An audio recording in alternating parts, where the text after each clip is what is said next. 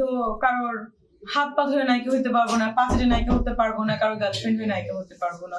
ভাইরালে ভালো হয়েছে, আগে 5 লাখ টাকায় সাইনিং করছে, এখন 10 লাখ টাকা রেমুনারেশন বাড়িয়েছে। সিনেমাগুলোর অনেক অফার আসছে, যদিও 4টা সিনেমা সাইন করে ফেলেছিলাম মানে আমার এই কন্ট্রোভার্সি ভাইরাল এসবের আগে। এখন আরো সিনেমা আসছে আর কি, বাট এখন ভাইরালে ভালো হয়েছে, আগে 5 লাখ টাকায় সাইনিং করছে, এখন 10 লাখ টাকা রেমুনারেশন বাড়িয়েছে। এটা ভালো হয়েছে হ্যাঁ ভাইরাল হওয়ার পরে, কারণ আমি আগে 5 লাখ করে নিয়েছি সবগুলোতে সাইনিং, এখন বলছি ভাই শিডিউল নেই, বলে না শিডিউল দেন, আমি তাহলে 10 লাখ দিতে হবে, বলে ওকে ফাইন। কি নিয়ে ভাইরাল হয়েছিল আসলে? অনেক কিছু নিয়ে ভাইরাল, আমি আসলে জানি না কি নিয়ে, যেটা কথা বলছি সেটাই দেখি যে অনেক অনেক অনেক ভাইরালে চলে যাচ্ছে, নিউজে যাচ্ছে এরকম।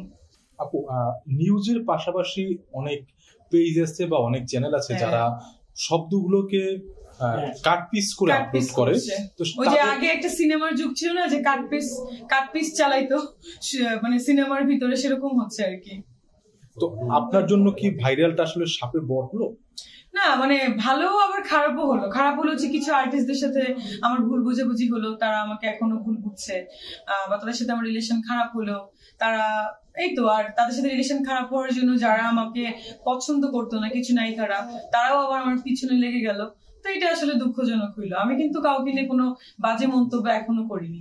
আমাকে কথা বলা হচ্ছিল, সেই পরিপ্রেক্ষিতে আমি বলেছিলাম, আমাকে বলেছিল যে সিনেমা আপনার নেই কেন, মানে নেয় না কেন আপনাকে সিনেমায়। আমি তখন বলেছিলাম যে সিনেমায় নেয় না কারণ আমি তো কারোর হাত পা ধরে নায়িকা হতে পারবো না, পাঁচে নায়িকা হতে পারবো না, কারোর গার্লফ্রেন্ড হয়ে নায়িকা হতে পারবো না, এরকম কিছু বলেছিলাম। আমি কিন্তু কারোর নাম মেনশন করিনি। তারপরে মনে করেন যখন আমাকে প্রশ্ন করেছিল যে ওই যে একটা ইন্টারভিউ নিয়ে জয় ভাইয়ার, অ্যাকচুয়ালি জয় ভাইয়ের সঙ্গে কিন্তু আমার একটা কাজ করার কথা ছিল, একটা কি বলে বঙ্গর বা কিশোর একটা কি বলে এটাকে ওয়েব ফিল্ম আমার জয় ভাইয়ের করার কথা ছিল।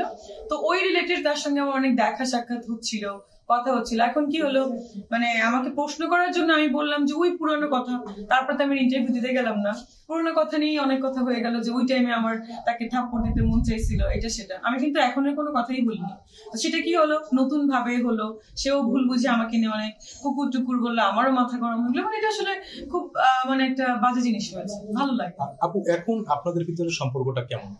এখন তো আসলে তার সঙ্গে আমার কথা হয় না, বাট হবে। ভুল বুঝে মীমাংসা তো হওয়া উচিত, কারণ কি হয়েছে সে জানা উচিত।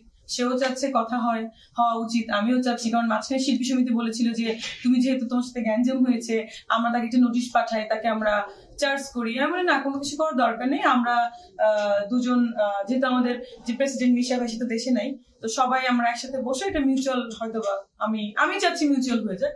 কারণ আমার মনে হয় না যে আমরা সবাই আর্টিস্ট, সবার সাথে ভালো রিলেশন থাকা উচিত। আর সে সিনিয়র, অবশ্যই সিনিয়রদের সাথে খারাপ ব্যবহার করা উচিত না। বাট তারপরেও বলবো সিনিয়রদেরও কিন্তু জুনিয়রদের সাথে খারাপ বিহেভিয়ার করা উচিত। আমার অপুর সাথেও ভুল বোঝাবুঝি ছিল, সেটাও রিলেশন ভালো হলো। আরো অনেক আর্টিস্ট আছে যাদের সাথে ভুল বোঝাবুঝি হচ্ছে, রিলেশন ভালো হইলে তো ভালো, তাই না? একই ইন্ডাস্ট্রিতে আছি, ছোট একটা ইন্ডাস্ট্রি, সবাই মিলেমিশে থাকাতেই ভালো, তাই না? অনেক কাজ আছে, টিভিসি করছি, আজকে একটা টিভিসি শুটিং নোভা ইলেকট্রনিক্স এর, এদের ব্র্যান্ড অ্যাম্বাসেডর হিসেবে কাজ করছি। সাথে আরো লঞ্চিং এর কাজ বেড়ে গেছে, আরো 4টা লঞ্চিং আছে, এদেরই আরো অনেকগুলো শোরুম উদ্বোধন আছে, সেখানে যাব।